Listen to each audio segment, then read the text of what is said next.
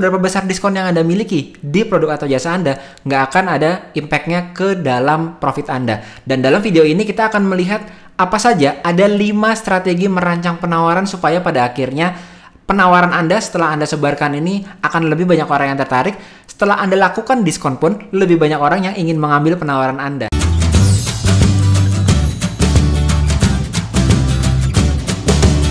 Saat kita ingin meningkatkan omset dari bisnis kita, atau kita bisa bilang berpromosi ya, ada 2 cara yang biasanya dilakukan oleh banyak pebisnis. Yang pertama adalah dengan cara memperlihatkan produk atau jasa kita atau brand kita ke lebih banyak orang, menggunakan Instagram Ads, paid promote, ataupun endorse.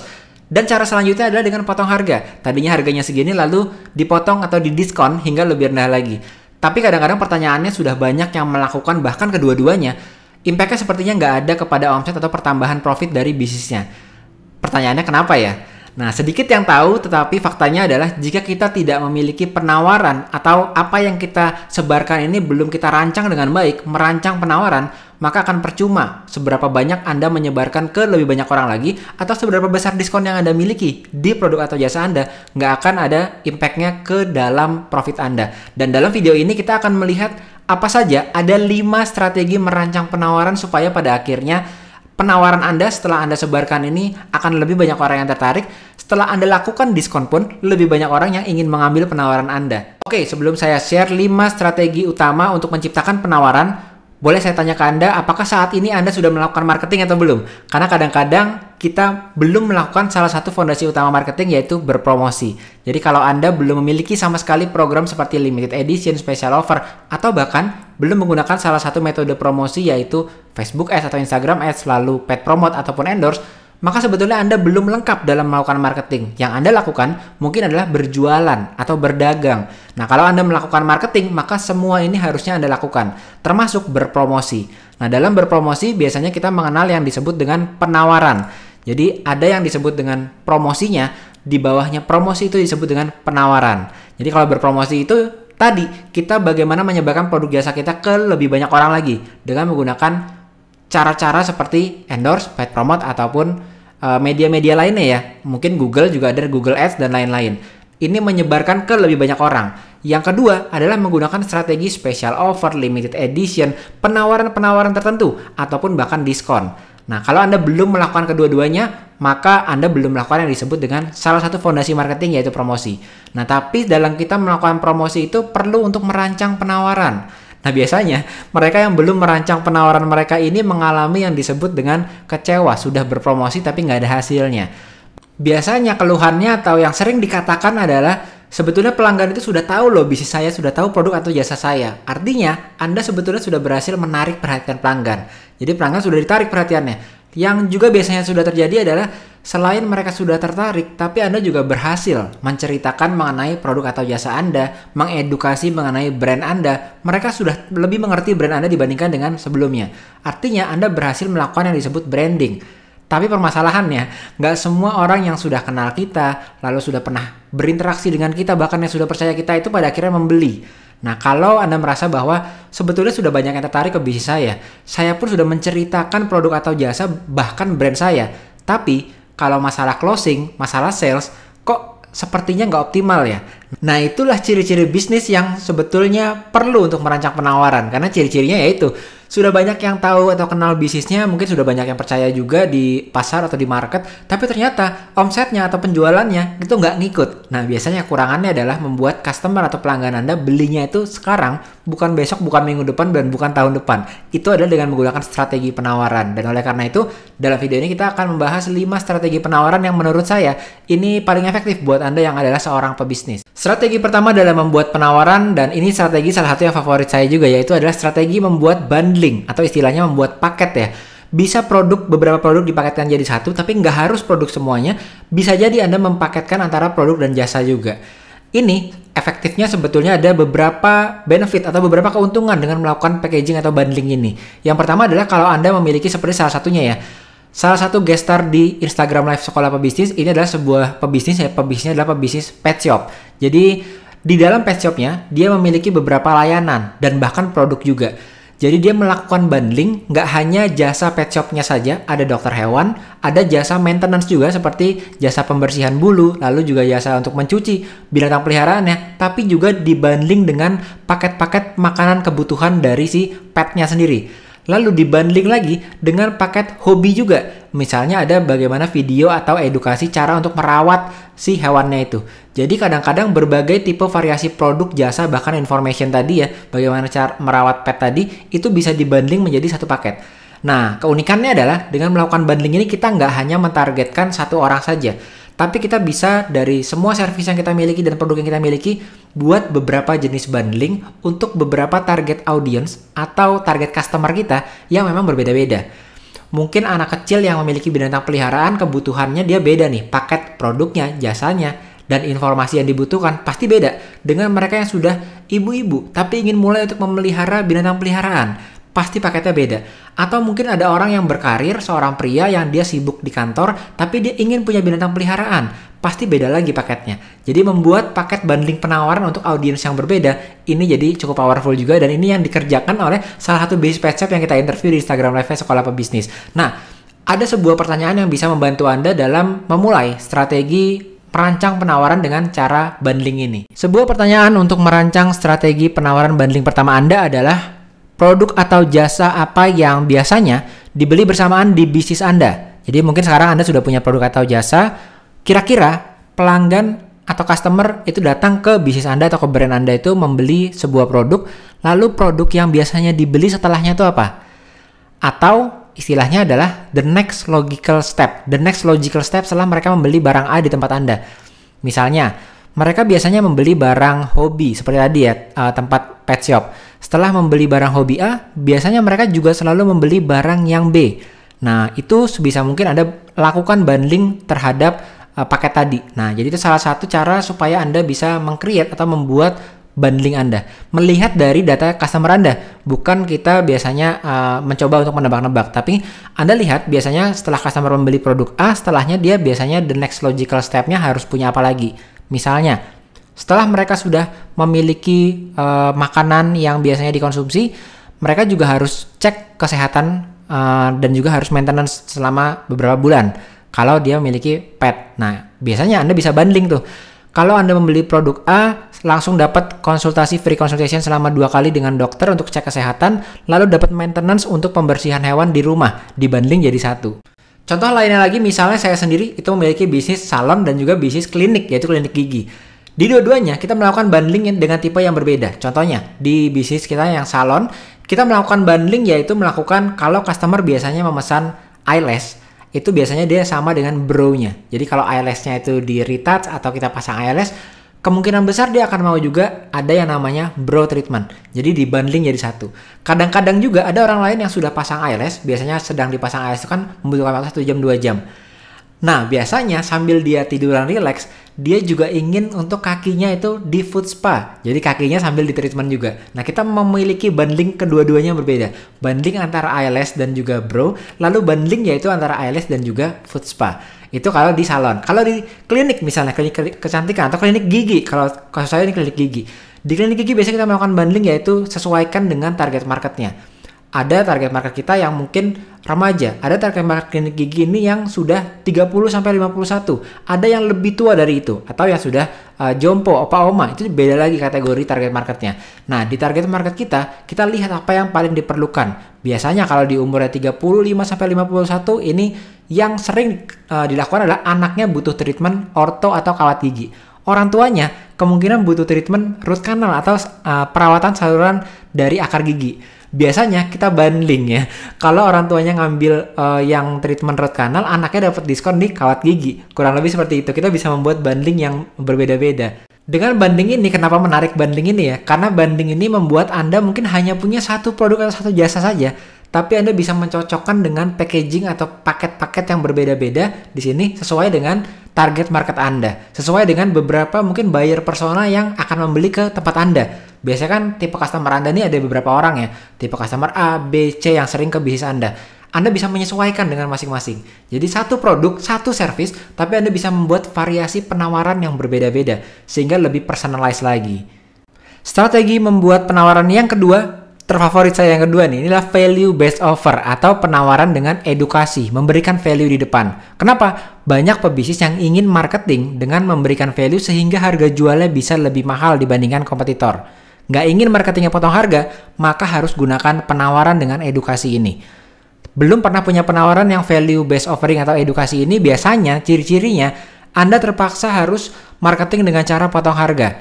Ini dapat Anda hilangkan dengan Anda sekarang membuat penawaran edukasi atau value based offer ini. Cara untuk mulai membuat value based offer ini adalah dengan menggunakan yang kita sebut sebuah tagline, yaitu no edukasi, no interaksi, no transaksi. Jadi kalau kita nggak mengedukasi dulu, kita nggak berinteraksi dulu, maka kita nggak akan transaksi mendapatkan dengan harga yang premium.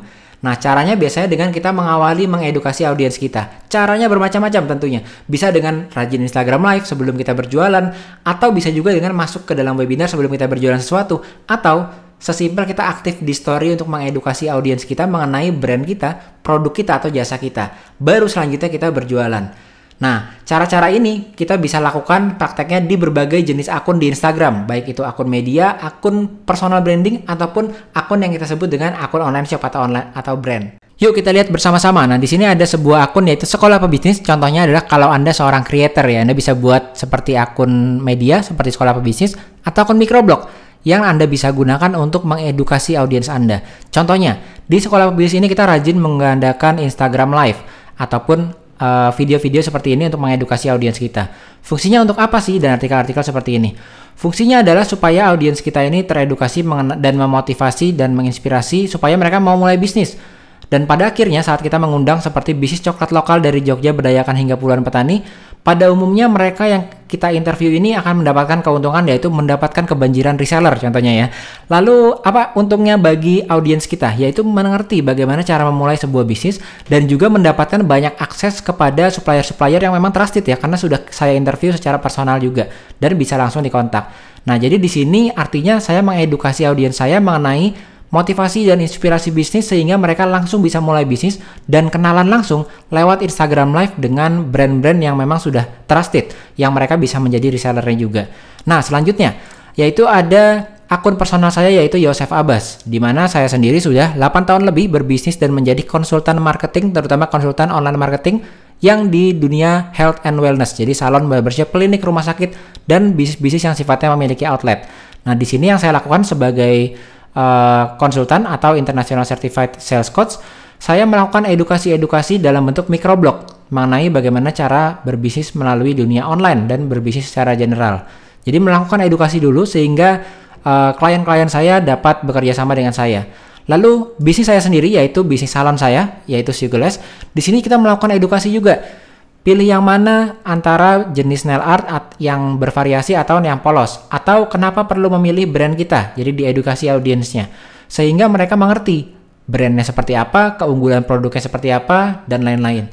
Ini juga saya lakukan di brand kedua saya yaitu klinik gigi. Di sini selain ada influencer, tapi juga kita edukasi dari berbagai dokter ini. Misalnya senyum sempurna dengan gigi yang tidak sempurna, bagaimana caranya? Nah, saat Anda melakukan value based offer ini secara konsisten, terus-terusan, pada akhirnya Anda akan merasakan bahwa customer itu mengerti nilai atau value dari produk atau jasa kita. Nah, baru setelahnya kita berjualan. Biasanya kita menggandengkan. Jadi saat kita mau berjualan, kita pastikan sebelumnya kita memberikan value dulu. Baik itu katakanlah kalau di Instagram Live kita sudah mau berjualan melalui Instagram Live, pastikan di depannya kita sudah mengedukasi dulu, baru kita berjualan. Kalau dari postingan di Instagram, postingan biasa, atau carousel misalnya, maka di depannya itu beberapa slide itu Anda edukasi, baru di belakangnya Anda jual. Atau kalau hanya postingan infografis seperti biasa, maka infografisnya adalah edukasi tapi captionnya jualan. Jadi selalu value based offer ini didahului dengan Anda men-sharingkan manfaat atau value dulu baru masuk ke jualannya. Selanjutnya penawaran yang ketiga, atau ini cara membuat penawaran dengan memanfaatkan timing atau penawaran berbasis waktu. Ini bermain dengan psikologi FOMO istilahnya ya. Jadi fear of missing out. Jadi memang sih potong harga 50% atau bahkan 90% orang bisa beli barang atau jasa Anda gitu. Kenapa? Karena ya lagi murah ya. Apalagi kalau dikasih limited time, nggak ingin ketinggalan. Artinya memang nggak selalu ya. Membuat pelanggan merasa nggak ingin ketinggalan atau bahasa sekarang itu FOMO itu harus dengan diskon aja. Kadang-kadang membuat orang FOMO itu bisa dengan sesimpel Anda launching tapi orang udah ketinggalan. Itu merasa FOMO juga sebetulnya. Jadi penawaran berbasis waktu ini nggak harus dengan mengurangi harganya, tapi mengurangi waktunya. Hanya efektif dalam waktu tertentu. Misal, dikaitkan dengan liburan misalnya. Liburan hari raya seperti Lebaran atau Natal. Atau lagi ada stock clearance dengan waktu stock clearance-nya di akhir bulan saja. Atau kebetulan lagi ada new product nih, lagi mau di launching. Ada pre-launch-nya. Atau sebelum launching biasanya kan 1 minggu itu pre-launch istilahnya. Hanya dalam masa pre-launch ada promo spesial gitu ya. Jadi artinya kalau bisnis Anda katakanlah seperti dokter gigi atau klinik kecantikan, atau Anda juga mungkin berbisnis yang sifatnya klinik, gunakan misalnya revamp your face skin dalam 1 minggu. Jadi 1 minggu Anda mendapatkan treatment gratis selama 2 kali. Padahal treatment itu harusnya 4 kali, 5 kali. Jadi 2 kali mereka dapat gratis, tapi pasti mereka harus lanjutkan hingga 5 kali kalau mau ada efeknya. Jadi Anda diskonnya hanya 2 kali aja nih, tapi mereka akan tetap membayar yang lainnya. Atau misalnya, kalau Anda bengkel misalnya ya, upgrade kap mobil dalam 1 minggu gitu ya. Jadi kap mobilnya di-upgrade nih, tapi kan nggak mungkin ya orang hanya upgrade kap mobilnya aja. Nah, biasanya mereka akan mengupgrade juga pintunya, mengupgrade juga interiornya sebagai tambahannya. Kurang lebih seperti itu. Artinya biasanya misalnya Anda sudah merasakan nih, kalau mereka sudah mencoba bengkelnya atau mencoba klinik treatmentnya tadi, mereka udah merasakan bahwa, kap mobil saya jadi bagus ya dalam 1 minggu itu ya. Mereka akan timbul rasa percaya karena sudah berinteraksi dengan Anda dan hasilnya udah kelihatan. Maka mau melanjutkan, ya udah deh, saya pasang interior di bengkel itu juga nih. Atau di klinik tadi, ternyata sudah treatment selama 1 minggu, 2 kali datang, efeknya kerasa nih. Maka mereka akan tambah lagi hingga treatment kelima. Nah, ini berkaitan juga nih dengan penawaran yang tipe selanjutnya, yaitu penawaran pancingan. Jadi penawarannya gunanya untuk memancing, yaitu loss leader istilahnya ya, penawaran pancingan atau loss leader. Loss leader ini seperti tadi, orang sudah datang 2 kali treatment di klinik, mereka akan mau sampai 5 kali. Nah, 2 kalinya ini pancingan. Atau di tempat mobil tadi, mereka datang, lalu mereka merasakan bahwa kap mobilnya jadi tambah bagus. Mereka akan mau untuk upgrade juga nih, mungkin atapnya, mungkin di tempat lainnya nih masih ada samping-sampingnya, mungkin ada juga interiornya di upgrade juga. Kenapa? Karena udah terpancing dari penawaran yang hanya untuk kap mobilnya aja. Itu istilahnya adalah loss leader atau penawaran pancingan. Nah, dikombinasi dengan limited time tadi atau penawaran berbasis waktu tadi, itu efektif. Jadi biasanya loss leader dikombinasi dengan penawaran berbasis waktu. Seperti tadi ya, hanya berlaku di bulan ini saja. 2 kali pertemuan gratis untuk di klinik tersebut. Mereka sudah tahu ada waktu yang limited, dikombinasi dengan loss leader tadi, dipancing supaya masuk. Baru kita bisa pada akhirnya mereka akan membayar di ketiga pertemuan terakhir yang 2-nya depannya gratis gitu. Nah, itu loss leader ini sebenarnya sangat efektif sekali kalau Anda membuat strateginya, direncanakan dulu offernya. Nah, kadang-kadang ini yang sangat jarang digunakan oleh pebisnis yang memiliki lokasi bisnis offline, atau saya bilang digital marketing bisnis offline. Padahal ini sangat efektif. Nah, contoh loss leader lagi ini ada di dunia fotografi misalnya ya. Nah, ini salah satu contoh nyatanya. Jadi dari salah satu klien saya yang sebetulnya juga adalah teman saya, dia adalah seorang fotografer wedding. Nah, fotografer wedding ini persaingannya lumayan ketat juga ya. Dan ada sebuah strategi loss leader atau penawaran pancingan yang bisa membuat kita nih sebagai fotografer wedding ini kan harus bener-bener ngeliat momentum banget. Orang menikah itu nggak terus-terusan ya, tapi kan sekali aja kalau bisa ya. Nah, artinya adalah kita harus masuk di saat yang tepat, saat orang itu membutuhkan jasa foto untuk wedding. Caranya gimana? Caranya adalah kita masuk di momen orang-orang itu sebelum wedding itu ngapain? Pasti adalah foto untuk engagement. Sebelum engagement, apa yang dilakukan? Pacaran gitu ya. Jadi kita masuk di momen di sebelum mereka ada weddingnya, yaitu lamaran. Nah, di lamaran ini kita jadikan sebagai loss leader atau penawaran untuk pancingan. Jadi yang kita lakukan adalah kita mengadakan diskon buat mereka yang ingin mengadakan lamaran. Biasanya yang terjadi adalah kalau mereka sudah menggunakan jasa foto kita untuk lamaran, kemungkinan besar saat mereka akan mengadakan pernikahan, maka yang dipilih adalah fotografer yang sudah pernah berinteraksi dengan mereka. Udah kelihatan hasilnya, udah kelihatan komunikasinya enak dengan fotografernya. Kemungkinan besar itu sudah pasti akan digunakan. Nah, lucunya biasanya ada yang ekstrim loss leadernya. Jadi bukan hanya masuknya itu dari saat mereka ini sedang engagement, tapi malah mereka yang sudah pacaran. Jadi contohnya salah satunya adalah penawaran bagi mereka yang udah pacaran lebih dari 3 tahun, dapat foto pasangan gratis, dapat foto diskon 50% kalau mereka ini couple yang udah lebih dari 3 tahun. Nah, memang sih Nggak pasti ya, orang lebih dari 3 tahun itu bisa saja tiba-tiba putus gitu ya. Atau bahkan yang baru beberapa bulan sudah menikah gitu ya. Tapi dengan melakukan tipe loss leader yang seperti ini, ternyata dia bisa meningkatkan omsetnya loh. Karena dia masuk bahkan duluan dibandingkan dengan kompetitornya yang masuknya pada saat waktu tunangan gitu ya. Jadi strategi-strategi seperti ini sebetulnya sudah digunakan dan bahkan ada beberapa yang menggunakannya secara unik juga ya. Penawaran terakhir atau meng-create penawaran terakhir ini adalah penawaran product preview atau penawaran tester. Jadi ini berbeda ya. Kalau tester offer atau penawaran tester ini biasanya digunakan untuk membuat orang bertemu dengan bisnis Anda. Selanjutnya setelah bertemu, baru dijelaskan produk utamanya. Contohnya, tester offer ini digunakan membuat orang bertemu dengan bisnis baru dijelaskan produk utama. Free review kontrak, misalnya kalau Anda adalah seorang konsultan ya, konsultan hukum.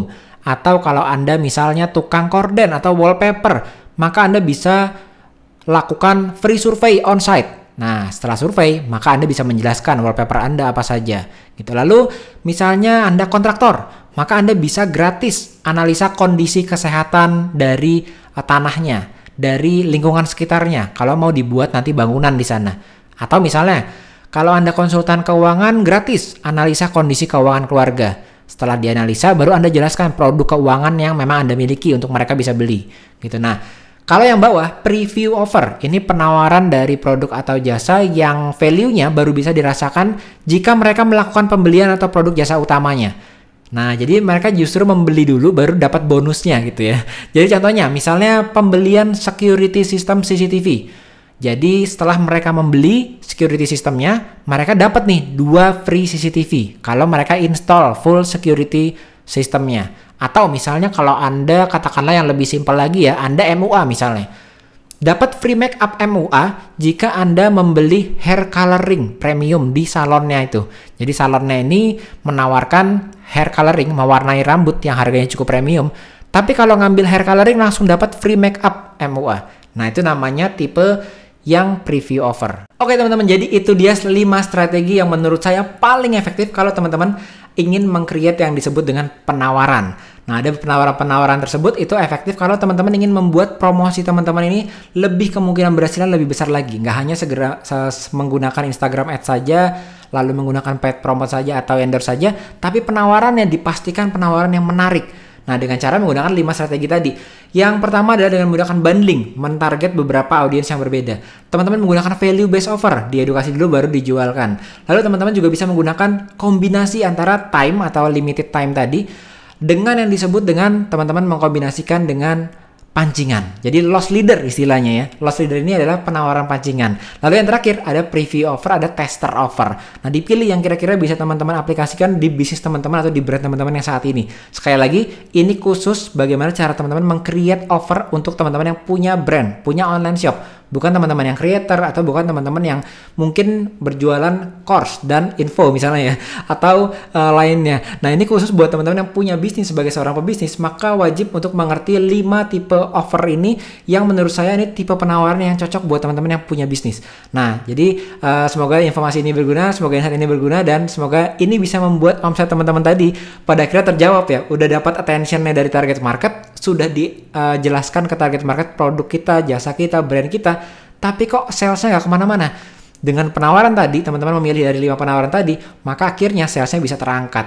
Oke teman-teman, semoga insight ini berguna buat bisnis teman-teman, dan kalau sampai saat ini teman-teman belum klik tombol subscribe yang di bawah ini, maka saya ajak teman-teman untuk saat ini juga klik tombol subscribe-nya, terutama supaya nggak ketinggalan tips dan update terbaru seputar bisnis, marketing, dan terutama online marketing untuk meningkatkan omset dan membesarkan brand teman-teman di dunia online. Nah, sampai jumpa lagi bersama saya Yosef dari Sekolah Pebisnis. Don't forget to elevate your mindset and start your success journey today. Saya Yosef, sampai jumpa lagi di video-video selanjutnya. Dadah teman-teman.